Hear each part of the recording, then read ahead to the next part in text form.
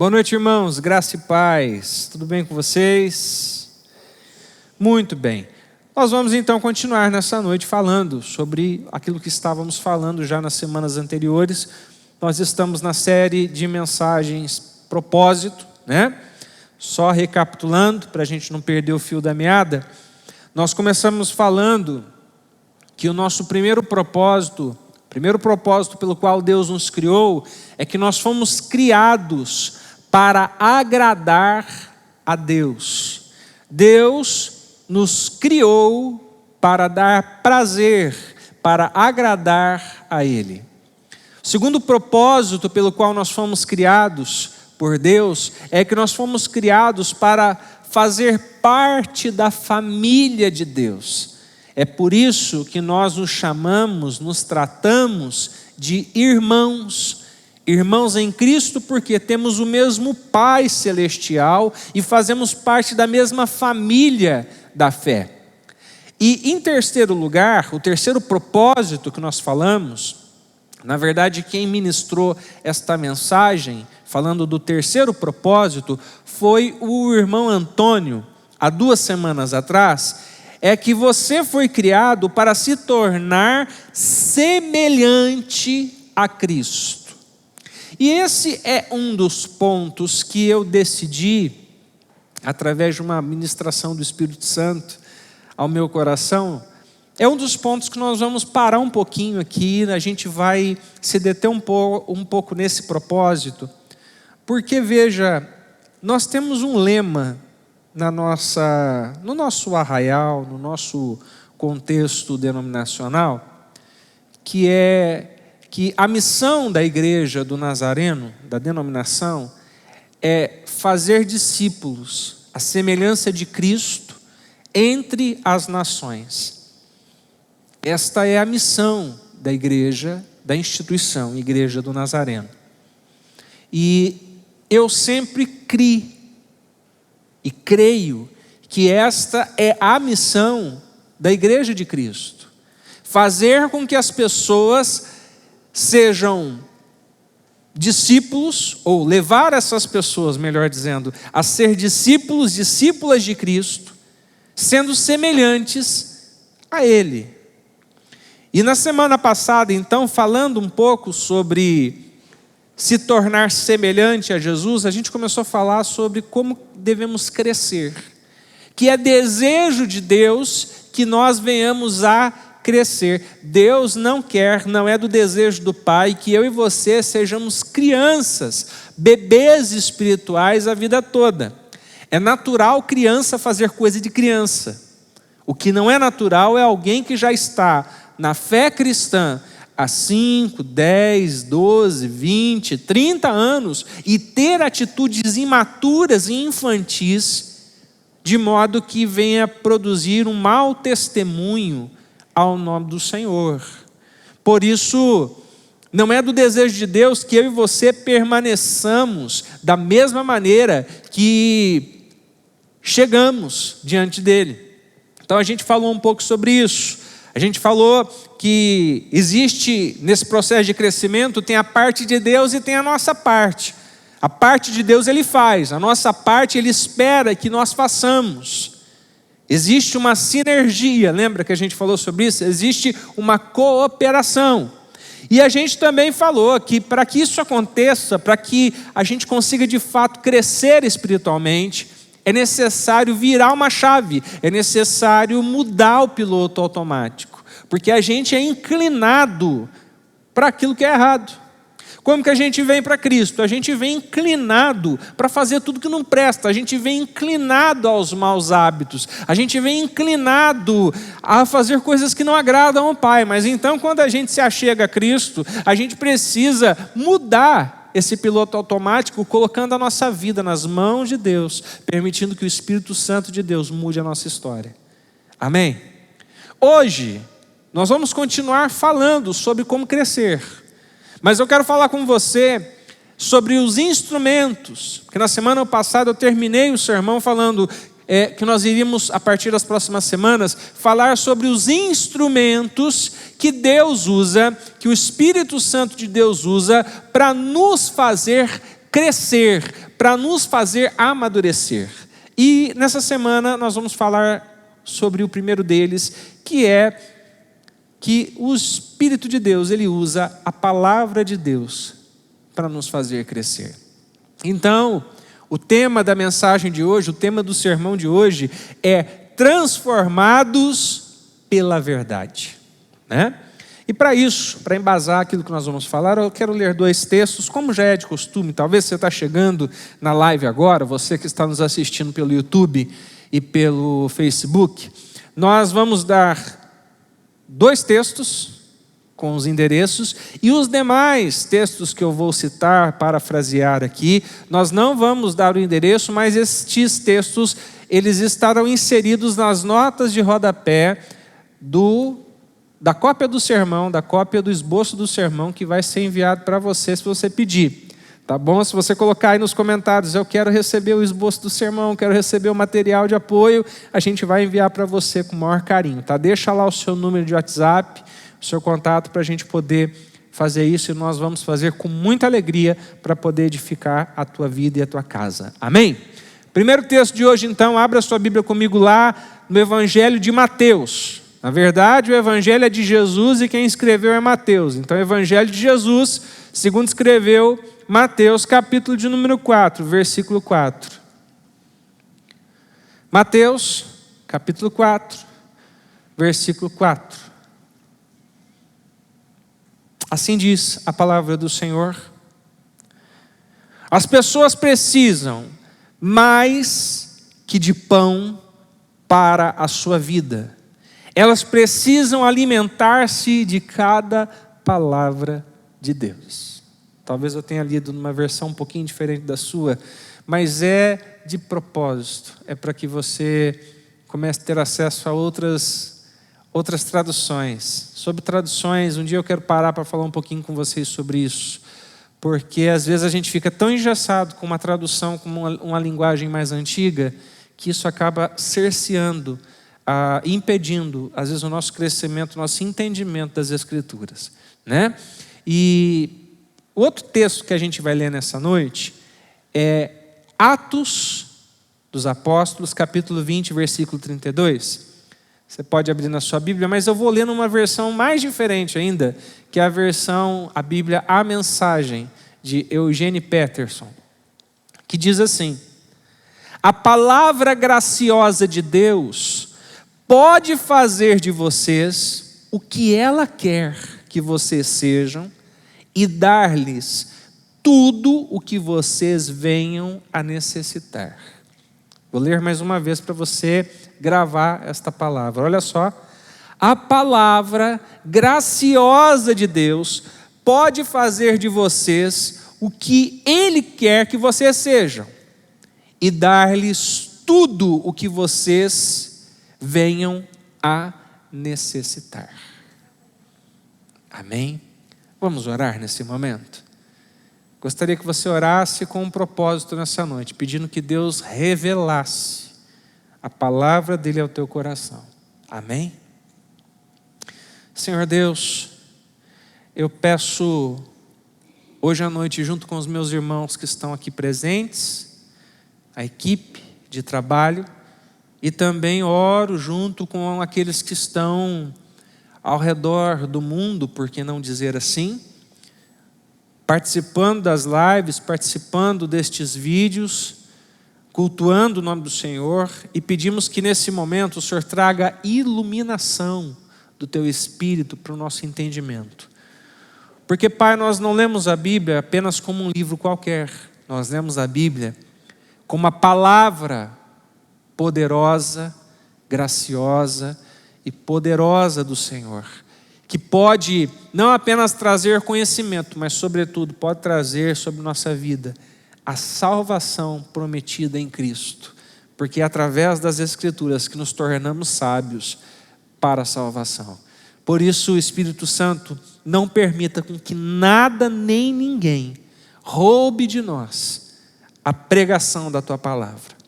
Eu repreendo agora, em nome de Jesus, aonde quer que esta palavra, esta mensagem, esta oração chegar, eu repreendo em nome de Jesus todo espírito furtivo, toda seta que vem para roubar a nossa mente, a nossa atenção da pregação da palavra.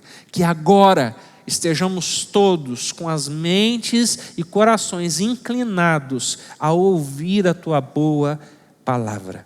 Em nome de Jesus nós oramos. Amém e amém. Graças a Deus. Amém, queridos? Olha só. A verdade nos transforma. Não é de hoje que você escuta isso. Não é de hoje que você tem ouvido que a verdade não apenas transforma, mas ela também nos liberta. Perceba que o crescimento espiritual é o processo no qual nós substituímos as mentiras pelas verdades. Então, uma forma muito boa da gente definir crescimento espiritual é exatamente isso.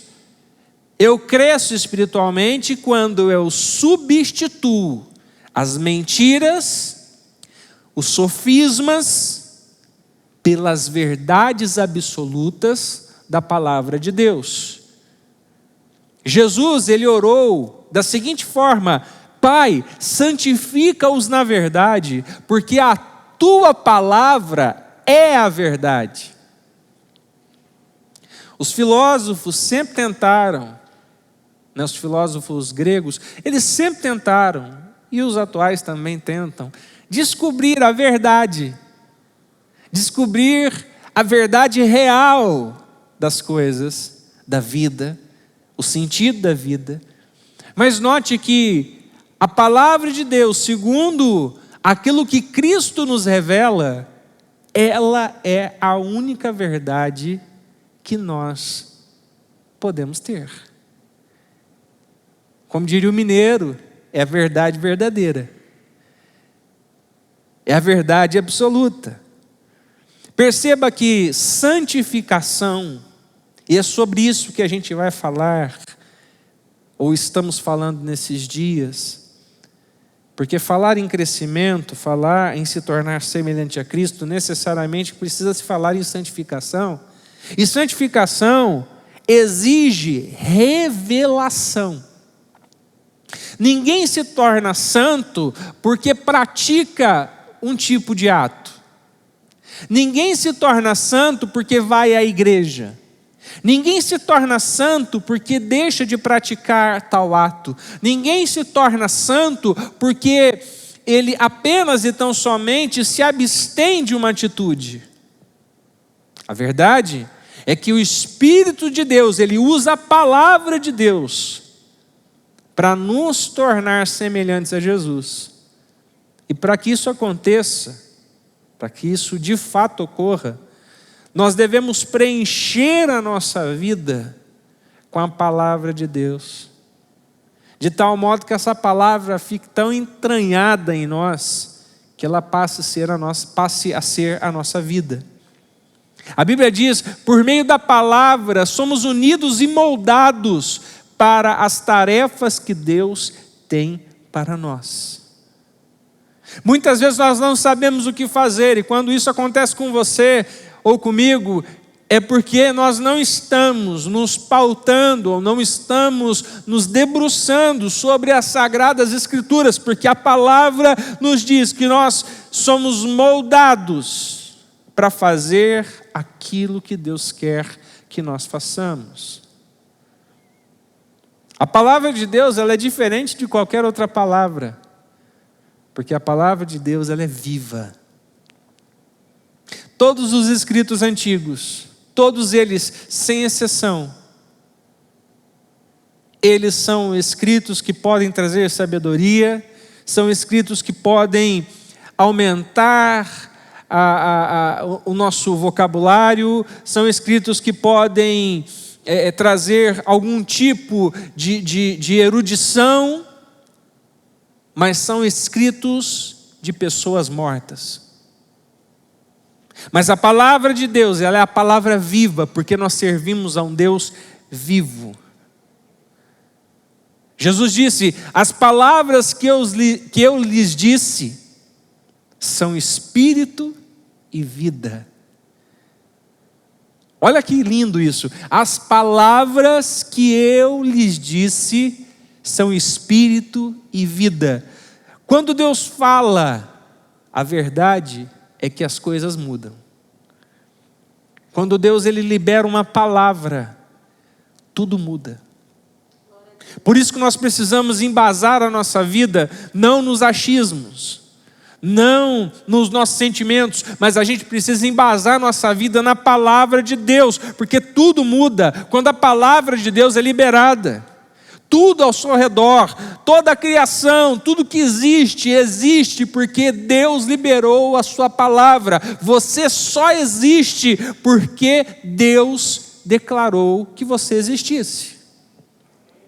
Deus quis assim, Deus planejou assim, de tal modo que Tiago ele vai dizer, Deus decidiu nos dar vida pela palavra da verdade, de modo que sejamos a mais importante de todas as coisas que Ele fez.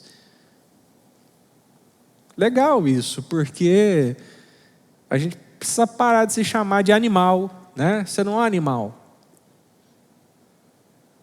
Não é um animal racional, não é. Você, lembra a musiquinha? Você é a coisa mais linda de Deus. E é verdade. Alguém pode até te achar feio, estranho, esquisito, fora de esquadro, né? As pessoas até podem te achar assim, mas Deus te acha lindo. Se alguém te chamar de feio, de feia, você pode falar assim, você pode até achar, mas meu pai me acha a coisa mais linda do mundo, porque a palavra de Deus diz que Deus decidiu me dar vida pela sua palavra, de tal forma que eu seja a coisa mais importante de todas elas que Ele fez, de todas as coisas que Ele fez. Perceba que a Bíblia ela é muito mais do que um manual de regras e doutrinas. Tem gente que não quer estar numa comunidade de fé. Tem gente que não quer estar numa igreja. Tem gente que não quer estar junto, né, debaixo de de um cuidado pastoral. Eu não gosto muito da palavra autoridade, né, mas debaixo de um cuidado pastoral.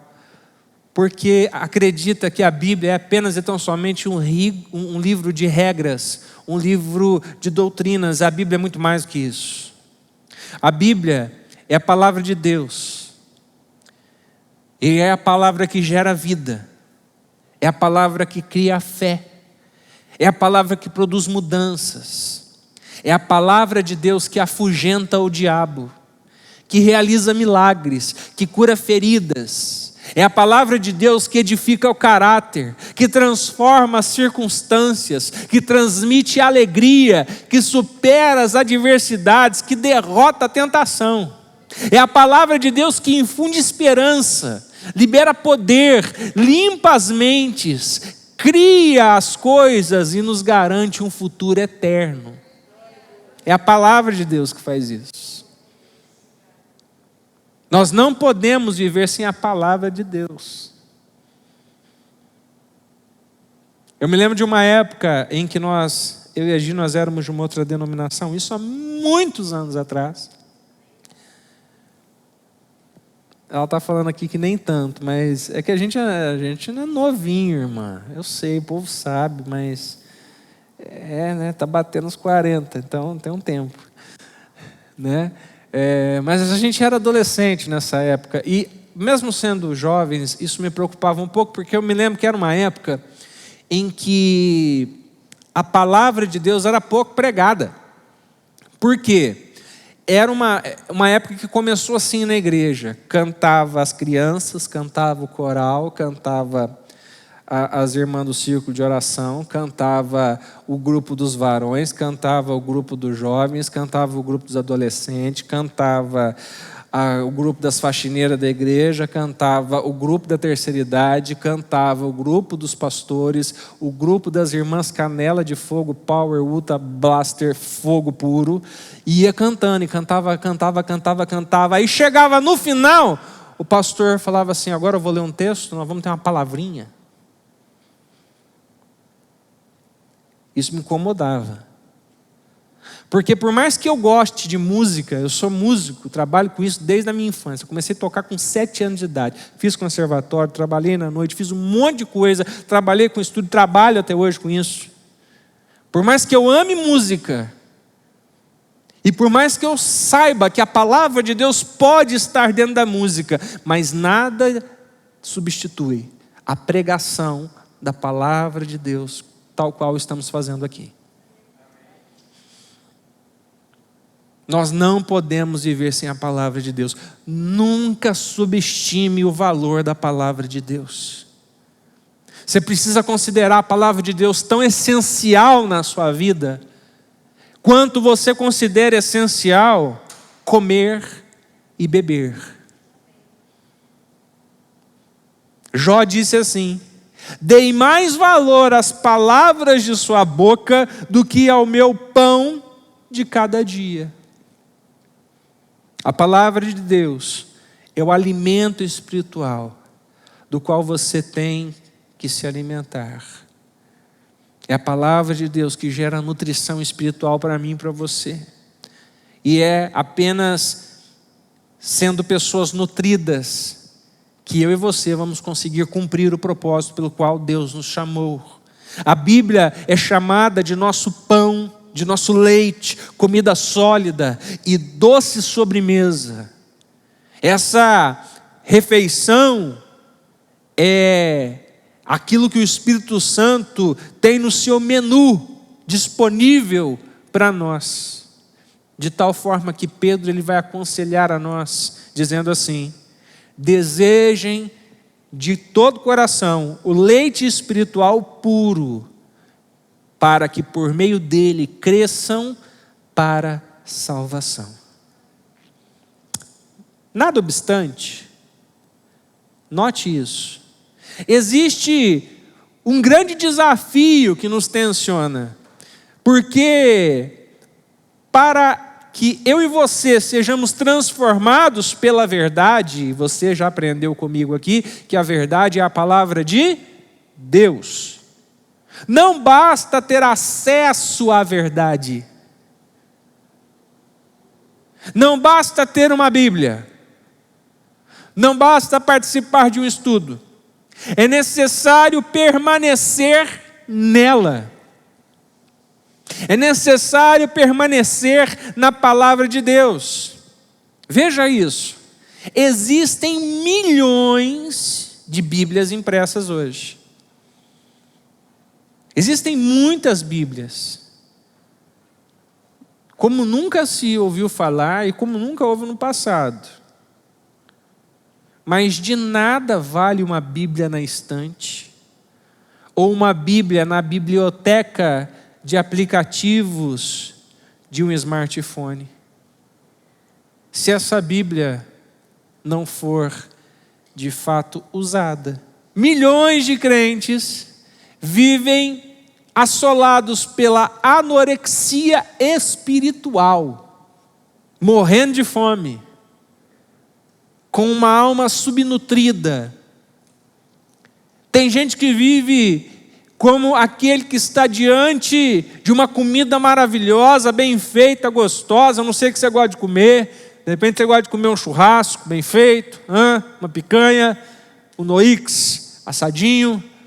Talvez você goste de comer uma lasanha, aleluia, uma pizza. Não sei o que você gosta. Mas tem gente que está diante de uma comida boa, gostosa ali, nutritiva, e está morrendo de fome, porque simplesmente tem a comida, mas não come dela. Tem um alimento, mas não se alimenta dele. Para ser um saudável discípulo de Jesus, escute isso, alimentar-se da palavra de Deus deve ser a sua primeira prioridade. Deve ser a minha primeira prioridade. Jesus chama isso de permanecer. Jesus disse assim: se vocês permanecerem firmes na minha palavra, verdadeiramente serão meus discípulos. Então, para ser discípulo, tem que permanecer firme aonde? Na palavra de Deus. Você tem que permanecer nas Escrituras. Na vida cotidiana, permanecer na palavra de Deus inclui 3 atividades. Quantas atividades incluem? 3 atividades. Primeira coisa que eu preciso fazer para permanecer na palavra de Deus. Número 1. Eu devo aceitar a autoridade das Escrituras. Ponto básico, ponto fundamental. Isso é basilar. Você precisa aceitar que a Bíblia é a palavra de Deus. Aceitar que a Bíblia é a autoridade última sobre a verdade de Deus. Então, a Bíblia, ela deve se tornar o critério definitivo para a minha vida. O que significa isso? Significa que a Bíblia deve ser a minha bússola de direção. A Bíblia, ela deve ser o conselho que eu ouço em meus ouvidos. A Bíblia, ela deve ser aquilo que eu utilizo, o parâmetro que eu utilizo para tomar as minhas decisões. A Bíblia, ela deve sempre ter a primeira e a última palavra em minha vida. Por que nós temos hoje muitos cristãos, mas tem cristão com força hoje, gente, está na moda ser cristão. E agora não é só ser cristão, está na moda ser evangélico. Né? Eu ando pegando nojo dessa palavra. Evangélico. O que você é? Você é evangélico. Né? Por que tem um monte de evangélico mal acabado? Por que tem um monte de cristão mal acabado? Gente que só é cristão no nome. É assim porque não conhece as Escrituras e não decide viver de acordo com elas. Porque perceba, muitos dos nossos problemas ocorrem porque nós baseamos as nossas escolhas em critérios duvidosos. Olha como é que é interessante isso. Nós baseamos as nossas escolhas, por exemplo, na cultura. Como que eu faço isso? Todas as vezes que eu tomo uma decisão e falo assim, eu estou tomando essa decisão porque todo mundo faz isso, todo mundo faz. Então eu estou tomando uma decisão com base na cultura. Então se todo mundo no seu bairro tem a cultura de enfiar o araminho no coisa da água lá e roubar a água, você está tomando uma decisão com base na cultura. Olha que coisa linda. Nós cometemos erros também quando nós tomamos as decisões com base na tradição. O que é isso? Eu tomo uma decisão e digo assim, eu estou tomando essa decisão porque a gente sempre fez assim. É sempre dessa forma que a gente fez e nós não vamos mudar, porque nós somos Gabriela. Eu nasci assim, eu vivi assim, vou morrer assim. São decisões erradas. Eu cometo erro também quando eu tomo decisão pura e simplesmente pela razão. Eu decido porque isso me pareceu lógico. Ou eu tomo minhas decisões pura e simplesmente pela emoção. Pareceu que isso era certo, nós dizemos. Todos esses critérios foram corrompidos pela entrada do pecado nesse mundo. Por isso que o cristão não toma suas decisões apenas pela cultura, tradição, razão, emoção, mas nós tomamos as nossas decisões com base na palavra de Deus. Por isso que quando uma moça diz assim, eu estou apaixonada pelo menino, ai que menino lindo, né? Ah, ele é a coisa mais linda do mundo. Então, a gente fala o que para ela? Vai orar, filha. Vai orar e vai vigiar e vai orar. Vigia a vida dele. Vigia como que ele trata a mãe. Vigia se ele gosta de trabalhar. Gente que tem de menino que hoje é bonitinho, mas que não gosta de pegar no breu. Não gosta de trabalhar. Rapaz do céu. Ó, você tem que entender uma coisa. Você que está me ouvindo aqui, está me vendo. Moça, entende uma coisa. Você precisa casar com alguém que vai dar comida para você. Que vai te sustentar. Que vai ter dinheiro. Entendeu? Porque você, moça, você é cara pra chuchu. Mulher é um negócio caro. Entendeu? Não é barato, não. E você que é moço, aprende desde cedo. Você quer casar? Muito bem. Então estuda, viu, filho? Arruma um trabalho bom, porque é caro ter mulher. É um negócio que é... Agora, não quer trabalhar? Pode viver. Tudo bem, não é pecado. Não é pecado. Só que vai viver igual franciscano, então. Não vai casar... Entendeu? Vai viver com aquela túnica, um barbante enrolado e um chinelo havaiana. Está tudo certo. É uma questão de escolha. Está me entendendo ou não? O fato é que a gente não pode tomar decisão com base na emoção apenas, com base na razão. Eu tomo a decisão com base em quê? Na palavra de Deus. O que a palavra de Deus diz? Que o coração do homem é enganado. Então, se a senhora quer se casar, o que você vai fazer? Você vai orar a Deus, você vai ver se a pessoa que você está querendo casar é de fato aquilo mesmo. Porque dá sinais. Você quer fazer um negócio? Ah, eu quero comprar uma casa. Eu quero comprar um carro. Eu quero fazer isso, eu quero fazer aquilo. Tá, vai ver na Bíblia. Lê Provérbios, irmão. Vai lá para ver. Você vai aprender lá que você só pode comprar o que você pode pagar. Lá vai ensinar que você vai comprar o carro, tem que pagar IPVA. Né? Seguro. Tem gente que vai comprar o carro, só vê o valor da prestação. Né? Já não devia comprar, porque você tem que prestar que você não dá conta de comprar o carro. Né? Cada um tem um jeito de pensar. Mas eu penso assim, se eu não tenho dinheiro para comprar, então eu vou emprestar, vou pagar juros ainda. Quer dizer, eu vou dar dinheiro para os outros. Mas tudo bem. Mas olha, vou comprar o carro, eu penso o quê? Valor da prestação. Então, se a prestação cabe do meu bolso, mas esquece que tem que pagar o IPVA, tem que pagar seguro obrigatório. Não, seguro obrigatório não tem mais, né? Tem que pagar o seguro do carro, entre outras coisas.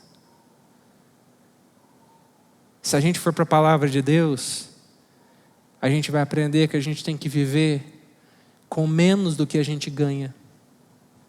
A gente vai aprender que a gente tem que viver a filosofia da formiguinha, que é trabalhar e juntar um pouquinho, ter uma reservinha para o inverno, para o dia mau.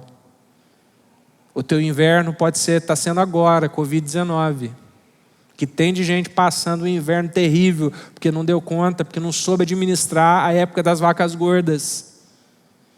Talvez o teu inverno vai ser a tua velhice. Eu estou fazendo um parênteses aqui, já vou voltar para a mensagem, mas deixa eu te fazer uma pergunta que o Espírito Santo está me incomodando. Mas você já tem data para se aposentar? Você já sabe quando que você vai se aposentar? Se você lesse a Bíblia, você deveria saber que você já deveria ter uma data para se aposentar. Porque é do projeto de Deus que você tenha qualidade de vida. E ninguém aguenta viver... Nenhum carro aguenta andar 100 por hora todo dia, toda hora. Amém? Vamos voltar para a palavra.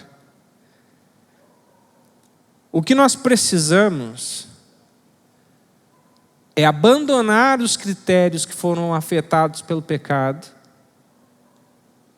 que é cultura, tradição, razão e emoção. Abandonar esses critérios que sempre vão nos levar para a direção errada e abraçar a palavra de Deus que supre todas as nossas necessidades. Salomão nos lembra que cada palavra de Deus é comprovadamente pura. Paulo vai dizer um negócio interessante, ele diz assim: tudo nas Escrituras é palavra de Deus. Tudo é útil para ensinar e ajudar as pessoas, e para corrigi-las e mostrar-lhes como viver. palavra de Deus diz assim: tudo que foi escrito, nos foi escrito para o nosso ensino. A Bíblia, ela tem esse poder de dirigir a nossa vida. Mas talvez você esteja pensando assim: ah, pastor, mas eu já estou no Evangelho há algum tempo. E quem fala isso não é novo convertido, porque novo convertido está no primeiro amor. Nossa, o novo convertido é uma benção, entendeu? O novo convertido quer nem saber se foi Jonas que engoliu a baleia, se foi a baleia que engoliu o Jonas. Ele não quer nem saber, ele quer estar com Jesus, entendeu? Mas depois de uns anos a gente começa a ler a Bíblia, aí começa a surgir umas dúvidas. E a Bíblia é o seguinte, irmão, tem coisa que quanto mais você estuda, mais dói a cabeça, porque tem uns negócios meio difíceis aqui. É difícil, eu reconheço, bem difícil. E aí começa a surgir umas dúvidas. Talvez você está falando assim: pastor, mas não sei, tem umas coisas que eu leio na Bíblia e não entendo. Nossa, tem tanta dúvida, meu Deus, como é que eu vou acreditar nisso aqui? Isso que é a palavra de Deus, é a verdade absoluta? Não entendo. Entenda que a Bíblia é um livro de fé. Nos primeiros anos do ministério do grande evangelista Billy Graham, os seus biógrafos dizem que ele passou por um período muito difícil, porque ele lutava com alguns textos da Bíblia, tinha algumas dúvidas com relação à precisão e à autoridade da Bíblia nesses textos. E em uma noite, ele tomou uma decisão, ele caiu de joelhos em oração e disse a Deus que ele, daquele dia em diante, ele abandonaria todas essas dúvidas e confiaria piamente de que toda a Escritura é a palavra de Deus. Ainda que ele não desse conta de entender, ele ia continuar crendo que a palavra de Deus, ela tem autoridade máxima sobre a verdade.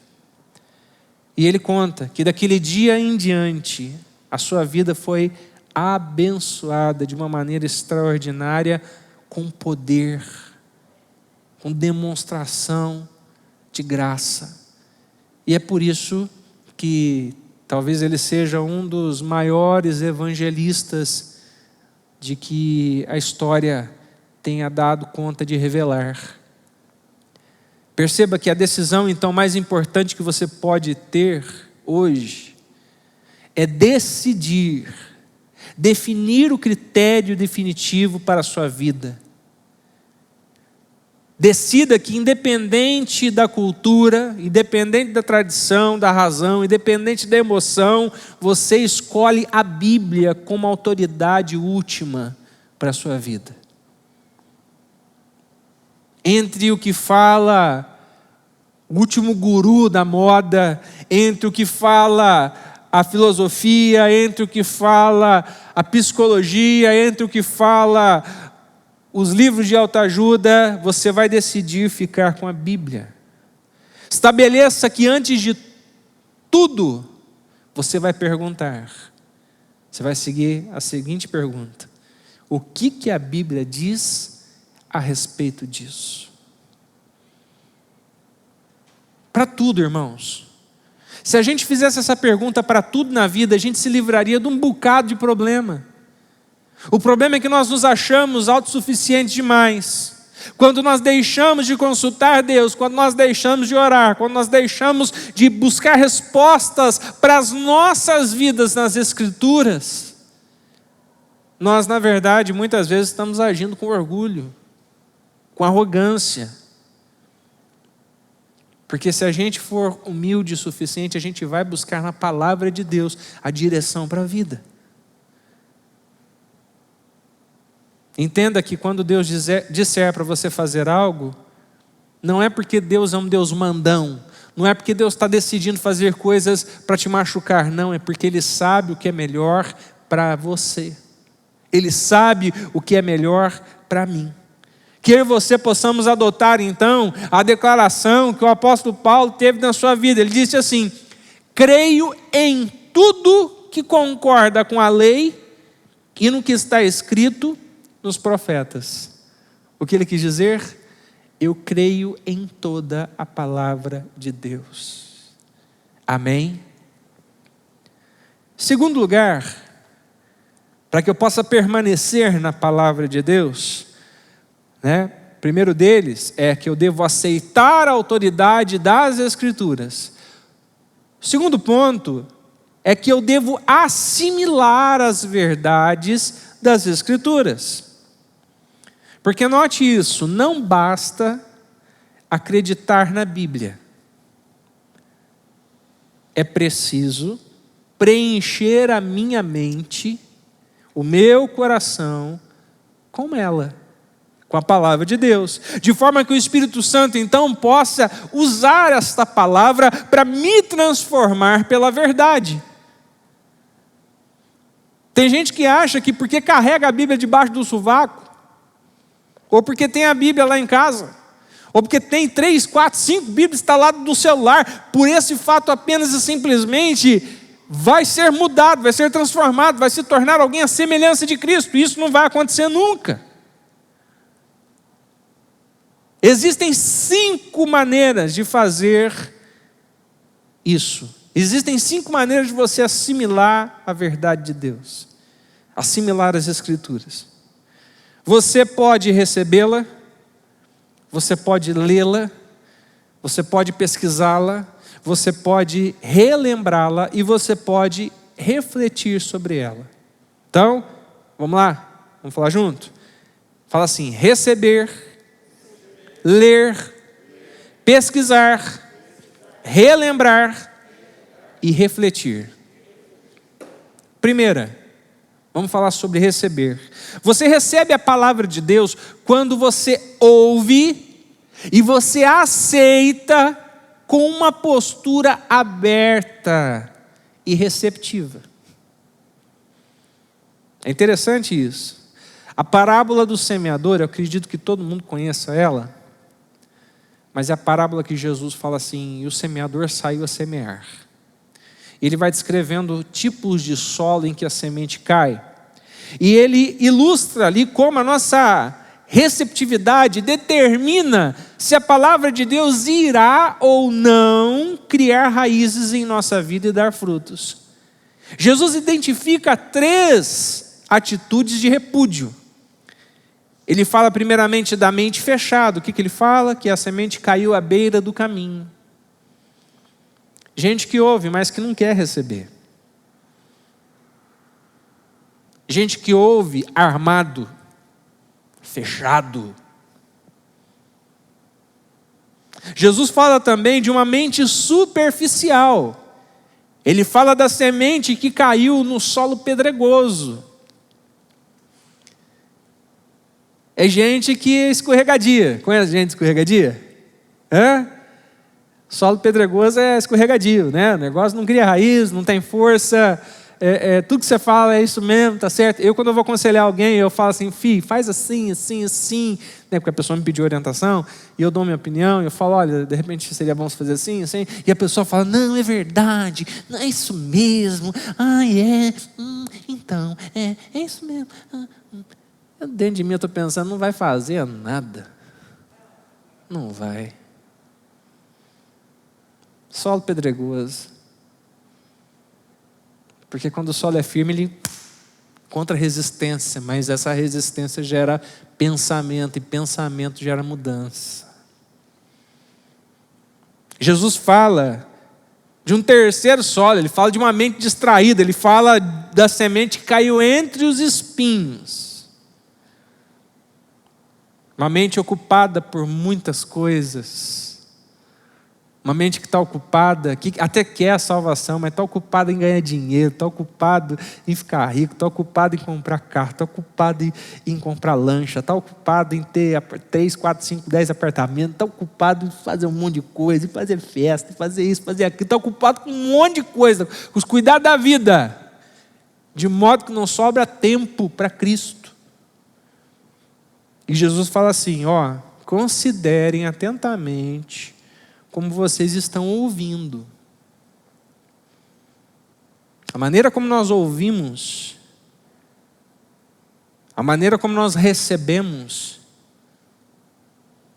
é determinante se nós vamos permanecer na palavra, se nós vamos assimilar a palavra ou não.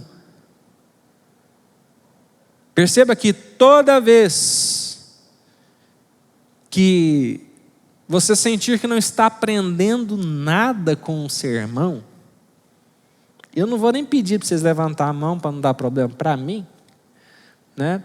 Mas quantas vezes você está ouvindo uma mensagem, você está falando por dentro assim, nossa, não estou aprendendo nada novo. Tudo que o pastor está falando eu já sei. Ih, ilustração, já contou 3 vezes, só esse ano. Ah, nossa. Eu tenho um amigo que ele falou assim para mim, paguei uma inscrição lá, fui para um congresso, ouvi quatro caras lá, doutor, aprendi nada novo. Falou tudo coisa que eu sabia, não valeu nem a inscrição. Perceba que toda vez que você sente que não está aprendendo nada com o seu irmão, ou com um professor de Bíblia, você deve verificar a sua disposição interior. Se você se identificou com isso, você precisa especialmente verificar a sua disposição interior em relação ao orgulho. Porque Deus pode falar através até mesmo de um professor enfadonho, quando você é humilde e você de fato é receptivo às verdades de Deus. Porque se você já sabe, Deus ele vai fazer você lustrar aquilo que você já sabe para ficar mais bonito, para ficar mais forte dentro de você. E é por isso que eu creio que Tiago nos aconselha, dizendo assim, em um espírito humilde, está dizendo assim, gentil, modesto, recebam de bom grado a palavra que, implantada e arraigada no coração, tem o poder de salvar a alma. Então a primeira coisa é receber a palavra. Não importa quem esteja pregando, não importa quem esteja ensinando, receba como palavra de Deus. Segundo lugar, é ler, básico, é ler as Escrituras. Por mais de 2000 anos de história da igreja, somente os sacerdotes podiam ler a Bíblia, você sabia disso? Por mais de 2000 anos, gente.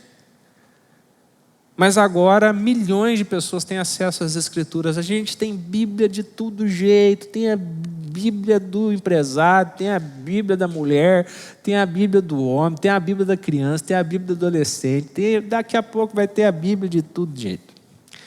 Né? Todo mundo tem acesso, mas apesar disso, muitos crentes são mais dedicados à leitura das suas redes sociais. Está me entendendo ou não? Ó o dedinho. Do que a leitura da Bíblia. A coisa está tão feia que houve um estudo alguns anos atrás que, por conta do hábito de ler o celular, de usar essa postura, a minha não. Eu não estou ainda, né? Mas a próxima geração vai ter uma mudança na anatomia do corpo, vai mudar isso aqui, ó. Vai desenvolver uma mudança óssea, por conta dessa inclinação. O fato é que as pessoas estão tão ocupadas com as redes sociais, com as últimas notícias, né? com o Instagram, com o YouTube, com o Facebook, já percebeu que é quase um vício? O teu celular vibra, você já pensa, nossa, é alguma última notícia que saiu. Teu coração palpita. Quando acaba a bateria do celular, você tem a sensação que você está morrendo pouco a pouco. E quando você perde o seu carregador, você fala, nossa, morri, acabou minha vida, eu não existo. Né? O problema é que as pessoas, hoje elas usam muito as redes sociais, usam muito os smartphones, que seria uma bênção se usados para a leitura bíblica e também para fazer outras coisas. Mas as pessoas usam demais para aquilo que não edifica e usam de menos ou nada para aquilo que edifica. Não é de admirar que a gente não está crescendo espiritualmente. A verdade é que nós não podemos assistir a televisão por 3 horas ou ficar no celular por 3 horas e ler a Bíblia 3 minutos e esperar crescer espiritualmente. Não dá para fazer assim. Muitos afirmam que crer na Bíblia é a realidade da sua vida. Tem gente que diz assim: eu creio na Bíblia de capa a capa. Pastor, você falou que tem que crer na autoridade das Escrituras. Eu creio na autoridade das Escrituras. Aleluia, glória a Deus. Tá bom, meu filho, você crê na autoridade das Escrituras, mas a pergunta que eu faço é: você fala que crê de capa a capa, mas você já leu a Bíblia de capa a capa? Porque como que você fala que você crê se você não leu? Difícil entender isso aí. Tem gente que falou assim para mim: eu não gosto de ler. Pastor, não, né? Como é que faz quem tem problema de visão? Como é que faz quem é cego? Simples. Hoje as Bíblias do telefone tem um botãozinho assim que é um alto-falantinho. Você clica nele, é um negócio espetacular. A Bíblia fala. Começa a falar lá. Versículo por versículo, você vai escutando a Bíblia, gente, é coisa de louco. É um negócio maravilhoso que você pode fazer. Olha só que benção. Então, já não tem mais desculpa. Você não gosta de ler, meu filho? Então você escuta. Você tem problema de escutar também? Aí já está demais, não é verdade? Então, como que você fala que crê na Bíblia de capa a capa, você nunca teve acesso a ela? Isso aí é religiosidade pura. Você precisa conhecer as Escrituras para falar que você crê nela. Perceba que se você separar 15 minutos do seu dia, 15 minutos, irmão, não é 1h30, não. 15 minutos por dia. Pasmem os senhores e as senhoras. Vocês vão ler a Bíblia em 1 ano. Se você deixar de assistir uma série que dure 30 minutos, e eu sei, e o Espírito Santo sabe que você assiste às vezes 3, 4 capítulos de uma série só, num dia, né? Todo dia. É todo dia, né? Você deixar de assistir um capítulo, meu filho, que dura mais que 30 minutos, mas suponhamos que dure 30 minutos, você vai ler a Bíblia em 6 meses, ou seja, você pode ler a Bíblia 2 vezes no ano. E a leitura diária da Bíblia vai manter você ao alcance da voz de Deus. Não é à toa que existem muitas pessoas que vivem correndo atrás de pessoas que se intitulam profetas, dizendo: eis que te digo isso, eis que eu te digo aquilo, eis que eu te digo aquilo outro, e migram de um lugar para o outro, de igreja para igreja, de ministério para ministério, correndo atrás de uma palavra profética, de uma palavra de revelação, de isso, de aquilo, esperando que isso vai dar jeito na sua vida. E eu te digo, não vai dar, porque o que dá jeito na sua vida é Jesus, e é Jesus que é revelado pelas Escrituras e através de um relacionamento puro com o Espírito Santo. É isso que muda a nossa vida. É isso que muda a nossa história. Se você lesse a Bíblia, você não ia ficar dizendo assim: ai, Deus não falou comigo no culto hoje. Né? Deus devia ter falado com a senhora na sua casa hoje, quando a senhora leu a Bíblia. Mas não leu a Bíblia, então Deus não vai falar com a senhora, não vai falar com o senhor. Foi por isso que Deus ele sempre orientou o seu povo, e sobretudo os reis, a terem perto de si as Escrituras.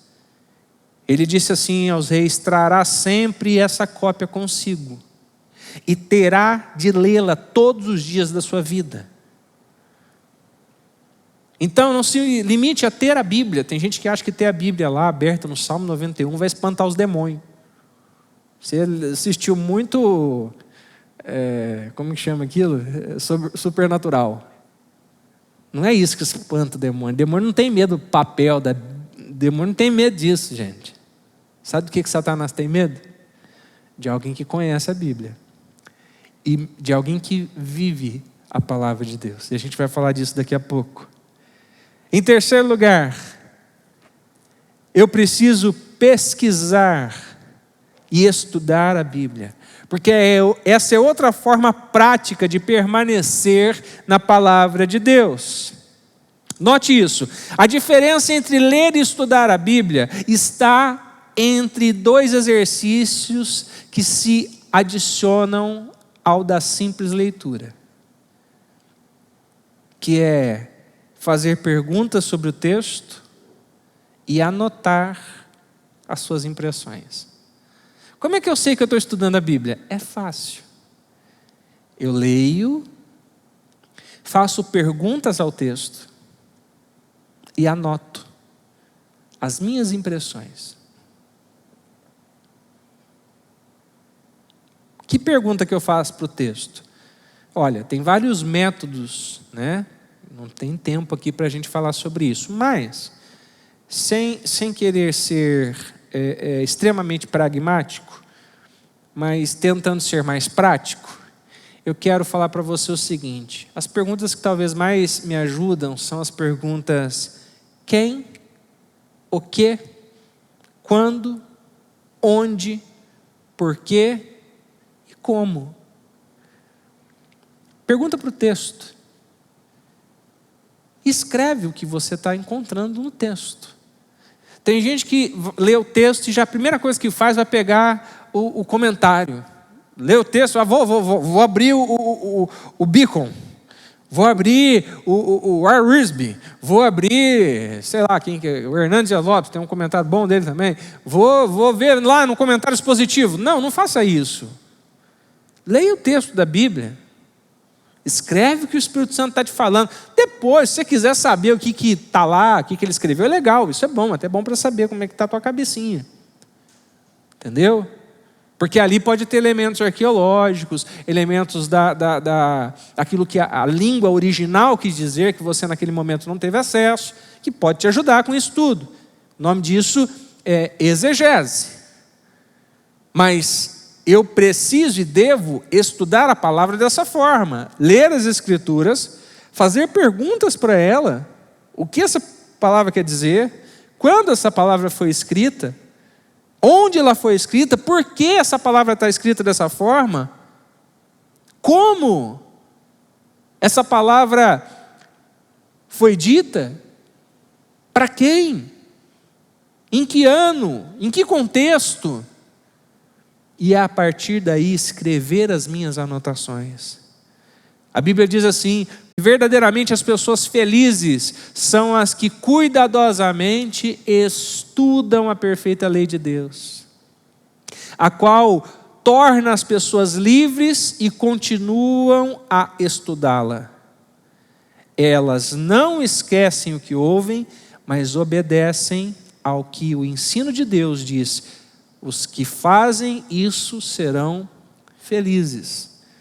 Tem gente que está correndo atrás da felicidade. Uma maneira simples de ser feliz: estudar a palavra de Deus. Porque ela vai trazer sabedoria para a tua vida. E necessariamente, inevitavelmente, sua vida vai ser melhor.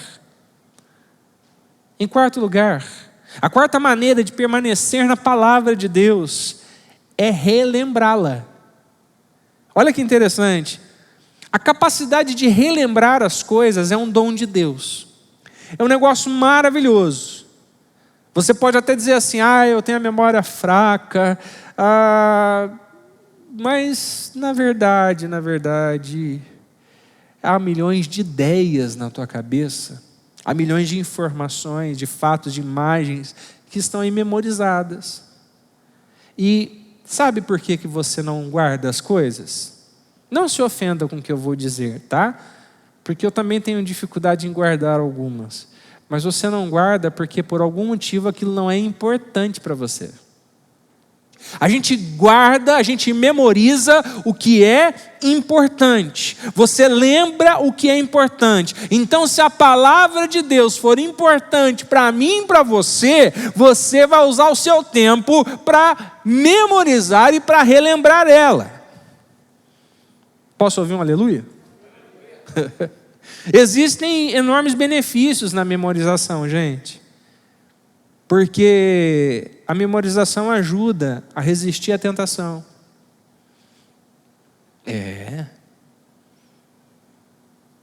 Pensa aí nas coisas que te tentam. Tem gente que é tentado por um monte de coisa que, né? Pode ser sexo, pode ser dinheiro, pode ser chocolate. Tem gente que é tentado por açúcar, né? Tem gente que é tentado por velocidade, por adrenalina. Entendeu? E aí quando você está recebendo a tentação, porque Deus não tenta ninguém. Quem que tenta a gente? O diabo. Mas o que ele usa para tentar a gente? As nossas próprias inclinações, as nossas próprias fraquezas. E aí como é que é? Como que acontece? A gente está na tentação e a gente lembra. Se o senhor é tentado na área sexual, passa a dona é bonita. Entendeu? O senhor vai olhar para ela, aquela história do mineiro, né? Eu não queria olhar, mas o zóio queria, né? O senhor vai olhar para ela, o senhor vai lembrar, não pode cobiçar a mulher do próximo. Né? O senhor está sendo tentado. A senhora está sendo tentada, de repente, a falar uma maledicência da vida da vizinha. Contar uma história lá, né? Falar um fato que aconteceu. E a vizinha não está perto para se defender de ação dela, mesmo que fosse verdade, só não pode falar. Porque a Bíblia diz que nós não devemos falar mal uns dos outros. A gente precisa memorizar a palavra de Deus. Olha que coisa libertadora. Seja qual tentação for, a palavra de Deus, a memorização dela nos ajuda. A memorização da palavra nos ajuda a decidir de forma sábia. A memorização da palavra de Deus nos ajuda a diminuir a pressão, a ansiedade. Você sabia disso? Que enquanto Satanás às vezes usa situações para te meter pressão, para te deixar nervoso, para te pôr confuso com as coisas, você pode se apropriar das promessas de Deus que está na sua mente e dizer: eu posso crer que o meu amanhã vai ser melhor, eu posso crer que essa situação que hoje está acontecendo, está afetando a minha vida, pode ser difícil agora, mas amanhã vai ser algo novo, Deus vai melhorar a minha vida, as coisas vão se ajustar e eu vou viver coisas boas em Deus. Porque eu posso crer nas promessas, mas para você saber das promessas de Deus, você precisa conhecer a Bíblia. Você precisa memorizar a palavra de Deus. Não adianta você ficar vivendo de caixinha de promessa. Lembra da caixinha de promessa? Para quem não sabe, eu tenho que explicar, porque tem uma geração mais nova que não sabe o que é isso. Caixinha de promessa era uma caixinha com um monte de versículo bíblico que a gente tinha assim, e a gente ficava fazendo roleta russa cristã com ela. A gente fechava os olhos assim, dava uma beliscadinha e puxava igual o bilhete da sorte chinês, entendeu? E a gente lia lá. E só tinha promessa top, entendeu? Só tinha coisa assim: o Senhor vai te dar um carro zero. Tô brincando. Só falava coisa boa assim, né? O Senhor é meu pastor, nada me faltará, né? Só coisa top. Não tinha as bordoadas, né? Mas não dá para viver de caixinha de promessa. Não dá para ficar vivendo da palavra do profeta, né? Do apóstolo, do sei lá quem quer que seja. Você precisa viver da palavra de Deus, do que a palavra de Deus existe e exige da tua vida. Perceba que a sua memória, ela é como um músculo. Quanto mais você exercita, melhor ela fica. E de repente você está pensando: pastor, mas tem até curso para memorização. É verdade, eu vou te contar, tem 3 segredos. 3 segredos, vou até mudar o dedo. 3 segredos para você memorizar o que quer que seja. E os 3 segredos são relembrar, relembrar e relembrar. Não tem outro jeito. Não tem outro jeito. Me lembro quando estava estudando para o exame da ordem. Terminei o 5º ano da faculdade de Direito. E fiz os 5 anos para a glória de Jesus. Estudando, me esforçando, sendo um bom aluno. E terminei o 5º ano. E garrei firme nos estudos. Falei, vou prestar esse negócio. Tem que passar, porque não tem dinheiro para fazer o segundo, você vai provar. Tem que passar no primeiro. Custou R$250 a inscrição. Lembro até hoje, isso faz 10 anos. 10? Faz mais de 10 anos. Melhor não comentar quantos anos faz. Mas aí, irmãos, relembrar. O desespero era tão grande que às vezes eu estava dormindo, acordava, às vezes na madrugada. Eu acordava e ficava na cama pensando, nossa, o que diz o artigo tal da Constituição Federal?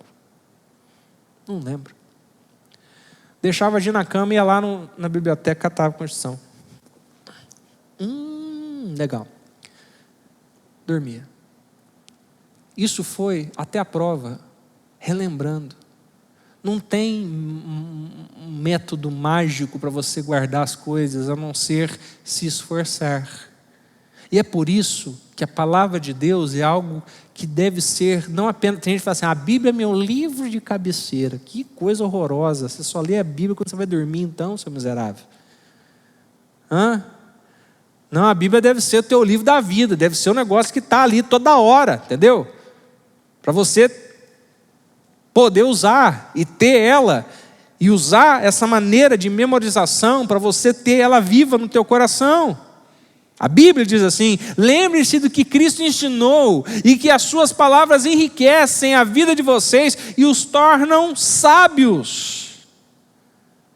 E a 5ª maneira de permanecer na palavra de Deus é refletir sobre ela, é meditar na palavra de Deus. Perceba que meditação não é o que alguns pensam, né? Meditação não é esvaziar a mente. Tem gente que acha que meditação é ficar num lugar sem pensar em nada. Isso não que isso seja ruim, isso não é ruim, tá? Às vezes há momentos na vida que a gente precisa ficar quietinho, né? Dar uma desintoxicada na cabeça. Mas é importante meditar na palavra. O que é meditar na palavra de Deus? Meditação bíblica é um pensamento concentrado. É me esforçar sobre um texto, pensando nele, de modo que aquele texto faça sentido para a minha vida e eu consiga então extrair dele princípios e verdades para a minha vida. De modo que eu seja transformado pelo texto, transformado pela Bíblia. Não há outro hábito tão eficaz na transformação da vida quanto a meditação. Porque quando as pessoas pregam para mim, eu recebo a palavra, eu ouço a palavra. Mas quando eu medito, eu estou pregando para mim. O pregador sou eu. E eu estou ministrando a minha própria vida, aquilo que a palavra de Deus me ensina. Perceba que muitas vezes nós deixamos de viver o melhor que Deus tem, porque a gente simplesmente deixa de meditar, de refletir na palavra de Deus. E muitos dizem, eu não tenho tempo. Só que o fato de você não ter tempo para meditar na palavra de Deus vai te custar muito tempo num futuro não muito distante. E eu te aconselharia a gastar tempo com Deus, porque gastar tempo com Deus é o melhor investimento que a gente pode fazer nessa vida. Amém? Em terceiro e último lugar, eu devo aplicar os princípios da palavra de Deus. Nós falamos inicialmente que para permanecer na palavra de Deus, eu preciso aceitar a autoridade das Escrituras Sagradas, nós precisamos assimilar as verdades bíblicas, e em terceiro lugar, nós precisamos aplicar a palavra de Deus. Porque não adianta eu aceitar a autoridade, não adianta eu receber a palavra, se eu não aplicar a palavra. Porque nós podemos receber, ler, pesquisar, relembrar, refletir na palavra de Deus, mas tudo vai ser inútil se nós falharmos em colocá-la em prática. Não adianta a gente ser apenas estudioso da palavra, a gente precisa ser praticante dela. Se tornar semelhante a Cristo é ser alguém que conhece a palavra, mas que também se comporta de acordo com a palavra. E esse, meu caro amigo, minha cara amiga, é a parte mais difícil da história. Porque ler a Bíblia, apesar de muitos não gostarem, é a parte mais fácil. Estudar a Bíblia é a parte mais fácil. Meditar na Bíblia é a parte mais fácil. A parte mais difícil é botar esse trem em uso. A parte mais difícil é botar essa verdade para valer na minha vida. Esse é o passo mais difícil. Porque Satanás, ele não se preocupa com quanto de Bíblia eu sei. Ele não se preocupa com quantos congressos bíblicos eu já participei. Ele não se preocupa se eu sou bacharel, mestre, doutor, pós-doutor em Bíblia. Não, ele está preocupado se eu sou isso e se eu estou praticando a Bíblia. Por isso que ele luta tanto contra a minha vida, no sentido de tentar impedir com que eu seja um discípulo que pratica a palavra de Deus. Até porque alguém que não pratica a palavra de Deus, alguém que não vive a palavra de Deus, nem discípulo pode ser. Porque discípulo é aquele que segue as pisadas do seu mestre. Ocorre que, na verdade, você pode estar tão ocupado, indo para a próxima aula, para o próximo seminário, para a próxima conferência bíblica,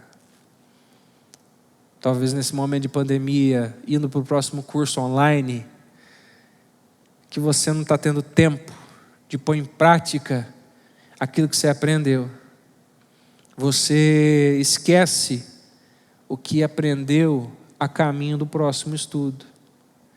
E a verdade é que sem pormos em prática qualquer estudo bíblico é inútil. Não serve de nada. Jesus disse assim: portanto, quem ouve estas minhas palavras e as pratica é como um homem prudente que construiu a sua casa sobre a rocha. Jesus, ele destaca também que as bênçãos de Deus, elas vêm de obedecer às verdades de Deus e não apenas conhecê-las. Conhecer a Bíblia não vai atrair a bênção de Deus para a tua vida. Tem um monte de gente que conhece a Bíblia e não é abençoado. Mas o que vai te abençoar é conhecer a Bíblia e praticar a palavra de Deus. Eu gostaria de, nessa noite, concluir esta mensagem te encorajando a buscar a face de Deus, pedindo que Ele te ajude a receber esta palavra, de modo que você se torne não apenas um estudante de Bíblia, não apenas um conhecedor bíblico, mas sobretudo um estudioso da palavra de Deus. Nós aprendemos muito com essa palavra que tem poder. Veja, a Bíblia não é um livro mágico. Talvez você tenha assistido a saga do Harry Potter, Senhor dos Anéis, né? E a Bíblia não é aquilo, não é uma linguagem mágica. Mas a Bíblia, a palavra de Deus revelada na Bíblia, ela tem poder para nos libertar do pecado, para abençoar a nossa vida, para mudar o nosso casamento, para mudar os nossos relacionamentos familiares, para nos transformar, para nos fazer pessoas melhores. Eu quero te encorajar, a partir dessa semana, começar a escrever num caderno. Talvez você seja da era da modernidade e você não se dá ainda muito bem com o telefone, com o smartphone, com o computador. Não tem problema. Escreve num caderno, pega lá um caderninho, vai escrevendo. Ou talvez você já é da era da pós-modernidade, você só é da era digital e tudo que você escreve já está lá na nuvem, né? Então quero te encorajar a anotar as tuas coisas, os teus pensamentos. Que a melhor forma de você se tornar um discípulo, ou seja, alguém que pratica a palavra de Deus, é colocar isso num papel, com uma atitude efetiva, que vai resultar da leitura que você fez da Bíblia, do seu estudo, da sua reflexão sobre a palavra de Deus, anotando coisas que você precisa melhorar, anotando pontos que você precisa se ajustar.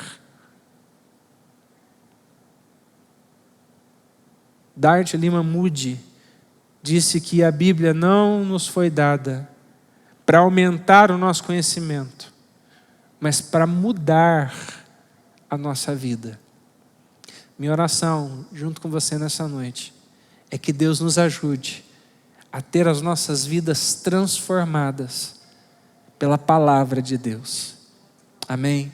Vamos orar neste momento? Aqueles que estão aqui, gostaria que vocês ficassem de pé. Se você está na sua casa e quiser e puder ficar em pé, fique no seu lugar, em nome de Jesus. E nós vamos orar pela ministração da palavra. Santo Deus, em nome de Jesus, nós te agradecemos pela palavra que foi pregada nessa noite. Senhor, nós te louvamos porque, apesar das nossas dificuldades, apesar das nossas limitações humanas, o Senhor, de forma tão graciosa e amorosa, se revelou a nós e nos permitiu, através das Escrituras, conhecer os teus segredos, conhecer de muitos mistérios que somente através da fé podemos ter acesso. Por isso, em nome de Jesus, nos ajude a encucar e entender que a verdade, a palavra do Senhor tem poder para nos transformar. Talvez, ó Deus, muitos estão orando comigo nesse momento, estão dizendo: Pai, eu preciso mudar de vida. Eu já não aguento mais ser da maneira que eu estou sendo. E que esta oração venha com poder na vida dessa pessoa, fazendo acreditar, fazendo-a crer que a Tua palavra pode transformá-la. Em nome de Jesus, nos ajude a permanecer firmes na Sua palavra, porque somente assim nós vamos poder ser Seus discípulos. E conhecendo então a verdade, a Tua palavra, seremos totalmente libertos para a glória do Teu santo e poderoso nome. Grava esta palavra no nosso coração e ao final de todas as coisas, que sempre o Teu nome seja levantado e exaltado em nós e através de nós. Assim nós oramos, em nome de Jesus. Amém e amém. Graças a Deus. Que Deus te abençoe.